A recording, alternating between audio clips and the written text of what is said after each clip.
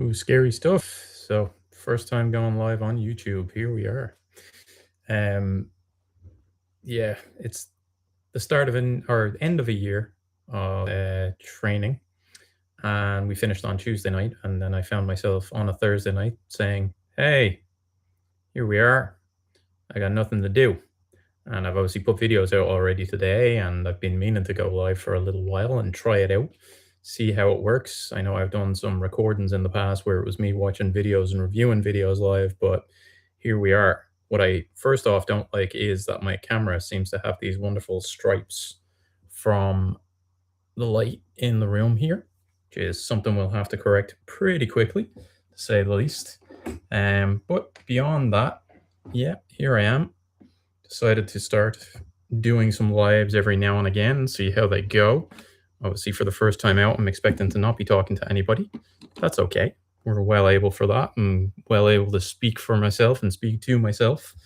Um, but yeah, so that's it.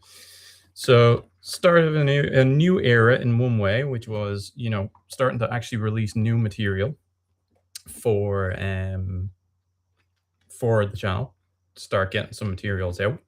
Kind of felt myself at the point where wanted to do a little bit more, wanted to start putting some more material out, start looking at things to kind of expand on and put out there as I was going along, creating new materials, you know, um, just pulling from the experience that I've had over the last few years, or last few years. Yeah, let's go with that. Probably 15, 20 years at least of all the different systems that I've been doing, working in, and obviously 36 years in Kenpo. So I decided, yeah, let's start putting some more material out and let's start going from there and see how we go. Um, just one of those things that came about this year through a number of circumstances. And so far, I found it pretty cool, pretty fun, getting the material out, getting good feedback from people at times, and the usual online comments that we always get, which is nice to see that the world never changes. But definitely one of those things where I feel that there's stuff I have to share, experience, good, bad, or otherwise, ideas that I want to share and ideas that I want to have challenged as much as anything else. So I've started putting that together and started kind of putting out that material over the last little while for that, just to see what happens and see where it goes from there. Um, so yeah, that's pretty much the plan. That's where we're at, what we're doing, or that's what I'm doing, at least working on and everything else, and kind of going from there. So again, lots of subscribers picked up in the last little while, which was nice. I think I went from less than 500, probably 400 subscribers about 2 months ago. And so far, as of today, I think we're up to 707, which is pretty good. So picked up quite a few subscribers in the last month. Haven't put out a lot of material, obviously, or well, a good amount of material in the last while between shorts and between obviously some of my more risque content in terms of Kenpo and negativity around it, or how it's viewed negatively, or certain aspects of it that I find have negative context. So yeah, there's a lot of things that I've started doing like that recently. It's not to say I'm bashing the system by any means. That's not what I do. I've spent the good portion of my life, 4 decades almost, in the system, learning Kenpo and learning it from the same instructor during that time. So I haven't jumped around instructors as many others might have, and so on. I've found a good home, and I stayed there throughout my whole time. So that's something that I'm, very proud of. The place that I come from, very proud of the system that I'm part of, and have been part of for all that time. And yeah, I've delved into multiple other systems.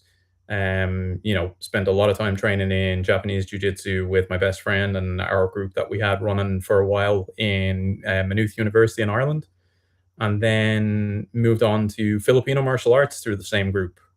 The funny story there being we learned Filipino martial arts vicariously because of me, which was a strange one. And not because of me that I decided to do martial arts or Filipino martial arts, but more so in our group of friends, I was teaching someone Kempo stick back in the day, who then took it back to my now best friend, and yeah, shared it with them, and they thought, "Oh wow, this is epic! This is really cool." And then, as things went around, they ended up learning Filipino martial arts or wanting to learn it. So the joke between us is that we've come full circle to where I was teaching Kenpo stick, and now I'm teaching Filipino martial arts, or at least aspects of it that I've picked up over the years and so on, mixed in with Kenpo and everything else like that. So yeah, we've done a lot. We've been around. We've done a lot of different systems, a lot of systems of jujitsu, lots of different things that we've played with. Haven't played with as much BJJ as I would like, but I'm assured it will beat everything and everyone, no matter what we do. That is a joke, of course. But again, these are the things you hear online. But BJJ to me is an interesting system. I just haven't had the time to go and do it over the last few years. But maybe someday.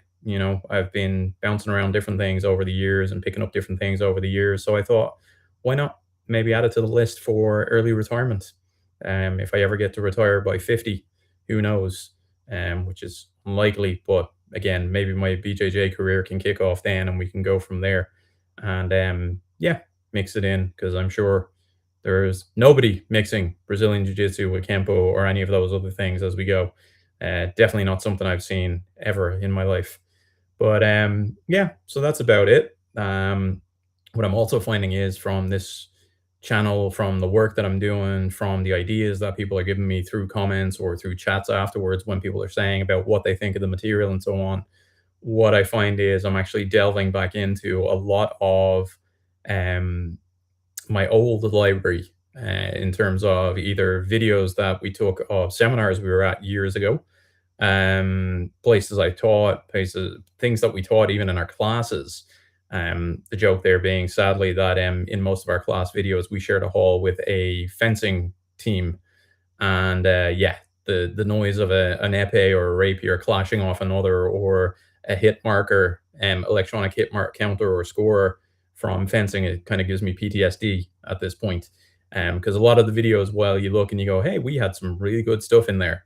There's so much background noise, it is really difficult to hear.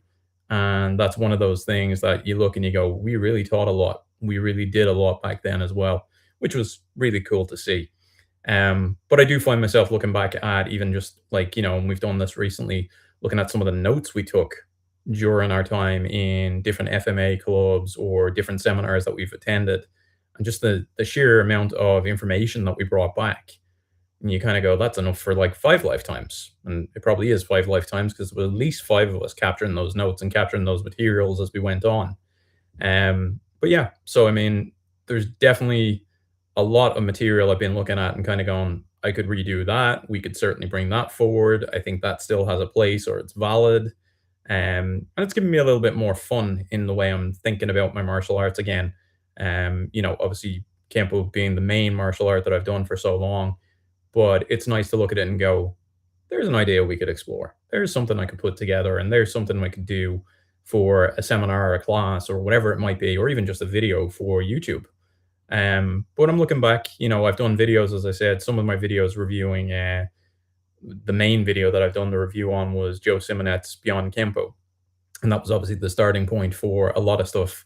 Like, again, someone who had mixed martial arts systems together, had experience in things like Silat, Filipino martial arts, Tracy Kempo at that time, and kind of looking back at it and saying, that was where we started. That's where I start seeing the connection between a lot of things. And that's where I start seeing ideas of things that were happening out there or that could happen, in terms of taking concepts or drills or, you know, different ideas of how to train from other systems and trying to feed it through Kempo and see how that worked as well as time went on. Hilariously, one of the comments I got the other day is not knowing about Kempo. I'm like, yeah, I know enough about Kempo, but I don't know everything about Kempo. But I also know that they don't have all the answers. None of us do. But collectively, we have a lot of answers between, all the different systems of martial arts. And the one thing we've made sure of is, over the years, is to make those connections with other martial artists, to become friendly with people who have a similar approach. Funnily enough, I reconnected with someone through YouTube recently, which is Johnny Silman, who is essentially a Silat instructor and has a historian as well in terms of Indonesian martial arts or Southeast Asian martial arts as well. He's got a podcast now, and just by chance I came across it the other day, and Again, one of those people that we met through a friend of ours who used to run a martial arts seminar. And at that point, we decided, cool, this is great. We're getting to meet loads of people from different systems, and we're getting loads of different insights, and we're making friends. And through that, you realize very quickly we're not too dissimilar when you just take out all the bull crap, when you ignore the politic, and every system is caught with its own politic, it's torn apart by its own politic. But if you take that out and you kind of go and talk to these other systems or people from these other systems, you realize, well, hey, they're dealing with the same thing, but there are those of us who don't care, we just want to train. So it's nice to go back and look at these videos. It's nice to go back and look at these notes or these different people who influenced us throughout the years. And again, like the video I did of Beyond Campo, where I kind of sat and reviewed Joe Simonet's video, not to critique it, but to kind of see where I was at the time when I looked at it and whether or not some of it still resonated. Sadly, of course, he was one of the people, as I mentioned in that video, was on my bucket list of people I would love to train with, and I never had that opportunity. And sadly, he's not here anymore. But through the material that he released, there's a lot to be pulled. There's a lot to be learned, and there's a lot to think about from that as well, which is really interesting for me. And again, these are the things I look at. And as I open up one of my folders, even here tonight, I'm looking at things like, Beyond Campos there. We've got Bob Breen, Dan Inosanto, you've got Dose Paras, Dog Brothers, there's Kenpo in there, there's Ray Dianaldo, again, another Filipino martial arts, Rory Miller, all of these different things I'm looking at. I even got my hands on John Danaher's Self Mastery Solo BJJ training series. He released 5 of them for free during COVID, and I managed to get my hands on those at that point. Have I gone through them in any detail? I thought maybe COVID or the pandemic would have given me a lot more time to train, but being at home with 3 kids who were quite small at the time didn't always work out that way. I got to do a few bits and pieces, but BJJ again, Self Mastery, while it's a great series and what I've read or viewed of it, and again, John Danaher is excellent. I mean, who doesn't know how good he is at this point? But it's sitting right there, it's waiting for me. So there's all these things that I've got going on. There's all these DVDs that we've amassed over the years. There's all this material that we've amassed over the years, and it's just really, this channel is now becoming a nice outlet for that, where I start to look at stuff and I go, hey, what can I do with that? Is that something that I already do? Is that something I can add my own spin to?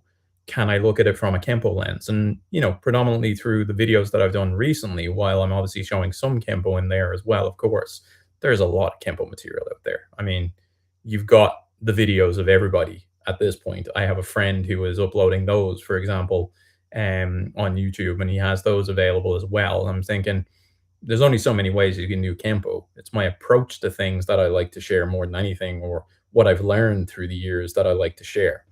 But again, through my videos, a lot of my focus at the moment is, I still believe and I still feel to this day, Kenpo weapon work is not on par with what it could be or should be.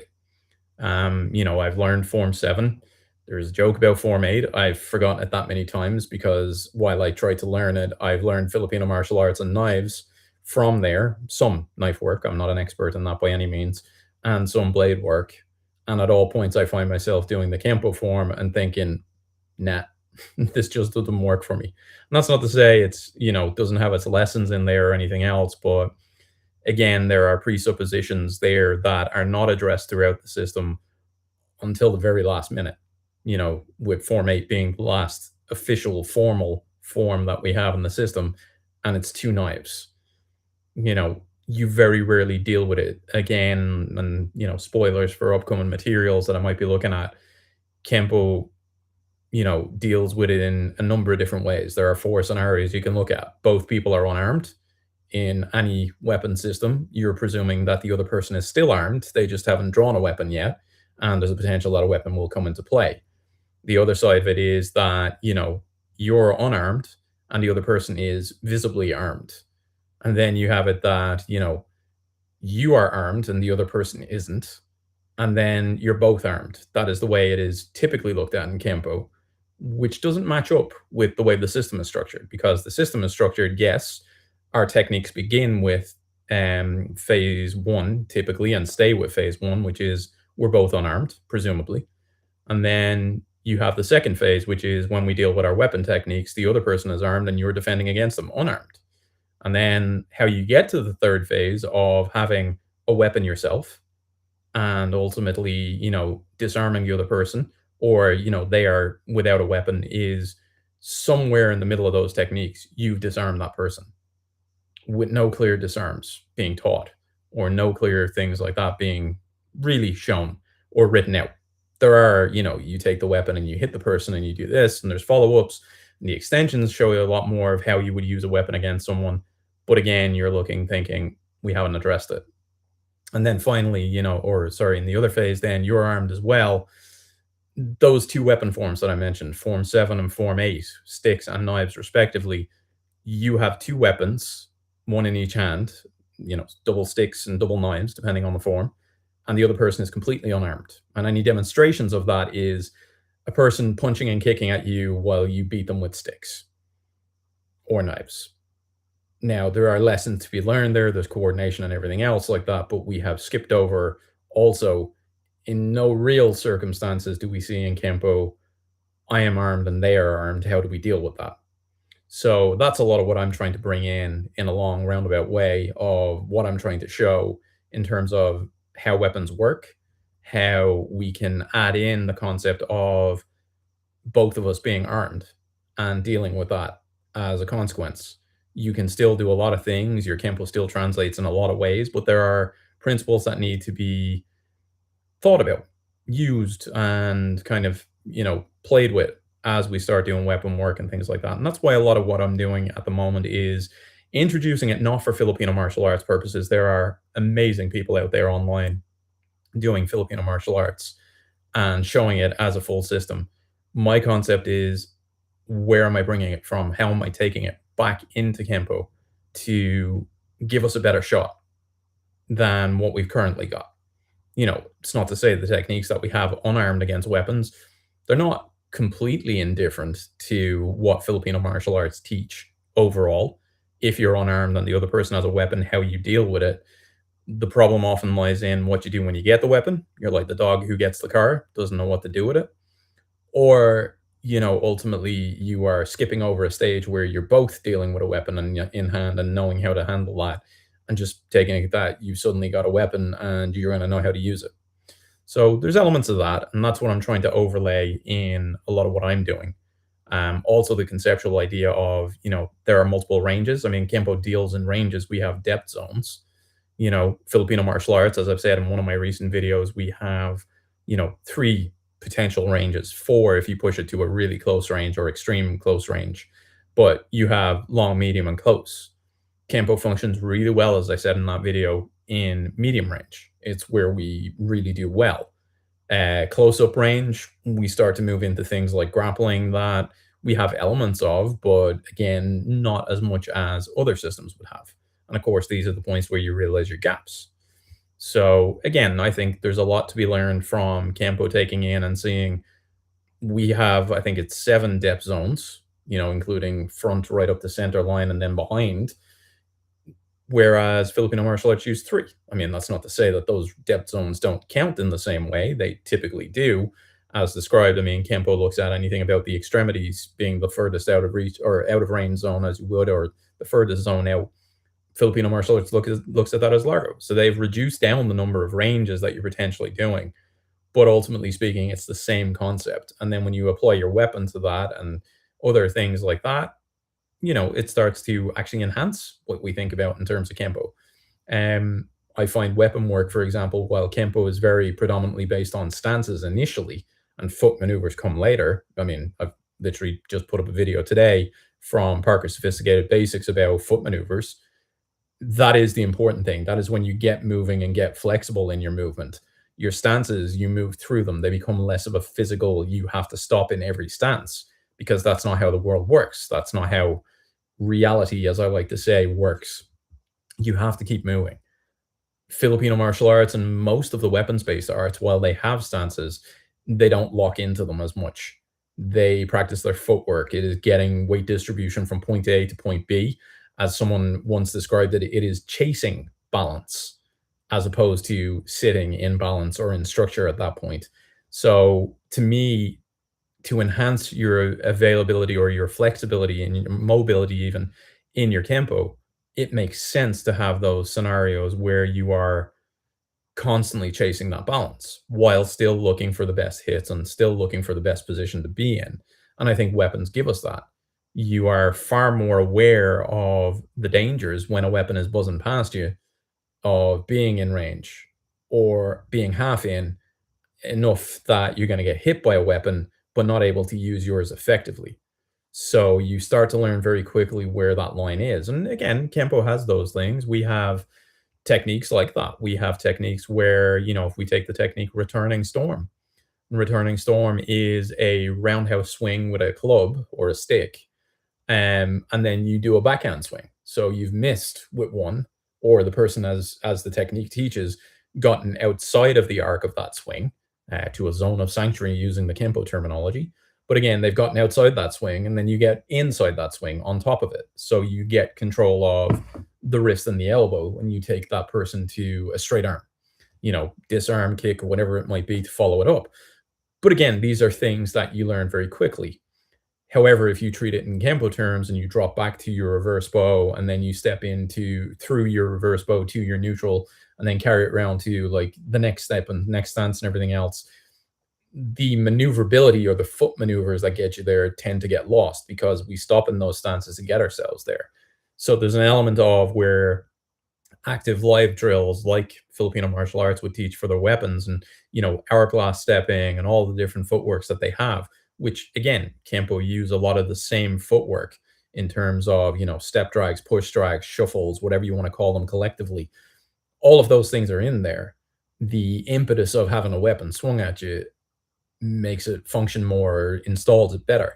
You're not half in, half out, as I said. You're not too far out to use your own weapons, but close enough in that you're going to get hit by someone else. And I think these are the things that we can benefit from. So again, a lot of the material that I'm putting out at the moment is about that. It is the idea of using the concepts of weapons-based systems whose bread and butter is to deal with weapons and adding it into our system, which is our bread and butter is to deal with, hitting people and hitting them well, moving, using these different concepts and principles that we have to capitalize on a situation or make better of a situation. And again, the two blend superbly when done well and when thought about in the right way.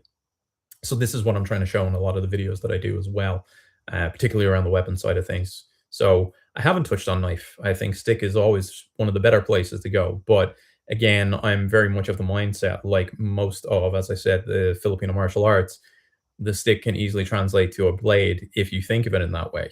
And that is the way I do think about it. So ultimately, if I'm using a stick, I still have blade concepts in mind. So if I do switch to blade or if I do have to think in those terms, I'm already kind of down that road. I'm not just thinking, okay, it's just a bludgeon. I can approach it in such a way and that's it. So yeah, that's basically what the ethos or the idea behind what I've been doing over the last while is, and why I'm kind of, what would you say, very happy to do those things. And very interested in doing those things as well. So yeah, I mean, that's basically where I'm at. That's the mindset that's happened over the last while. Um, that's basically the plan over the next little while. Keep going, keep adding more material, keep putting out ideas. If people have ideas or if people have things they would like to see, I'm also willing to look at those within reason, as long as they're positive and will progress the conversation further and will kind of help people out. I'll gladly put materials out. But, again, if that's one of the things that tends not to happen, then I have a plan. I have other information. I have other things that I'm willing to share and willing to work through, and will continue to do so. Hopefully, at the moment, I'm looking at my live and I have no chat. It's telling me something went wrong. So clearly, I don't have chat at the moment. But hopefully, on another one, I will be able to see chats directly and see them live, which would be nice, and respond to them. But again, if live is a thing that people are interested in, I will happily continue to do it. I may still do it regardless. I'm going to try different things. I'm going to try look at, maybe doing some more live reviews, looking at some materials as I go, my usual kind of stepping in, where my thoughts are at, what I do, what I've absorbed from it, all of that type of thing. But the main thing is I am very happy with where we're at with the channel. As I said, going from less than 500 to 707 in the space of just over a month and putting out what I feel is good material at the moment. I'm happy with that.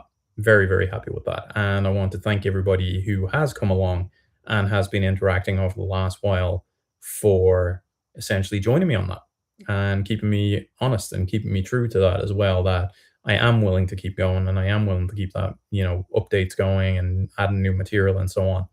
So again, if you're new to this and you are interested in what I have to show or interested in what I'm putting up, discussions, good, bad, or indifferent, sharing ideas, whatever it is, please do subscribe. Please feel free to join me and, drop your comments, drop your thoughts, get interactive on those videos. It's really appreciated. And yeah, I thought I'd do this. As I said, this is my short intro to life. We'll see how this progresses. Maybe I'll get some people involved eventually, on here with me or whatever else, and we might have some chats or talk our way through things, do a couple of watch parties. Who knows? We'll see how it all goes. But again, thank you so much, and I'm gonna leave it there for tonight. Cheers.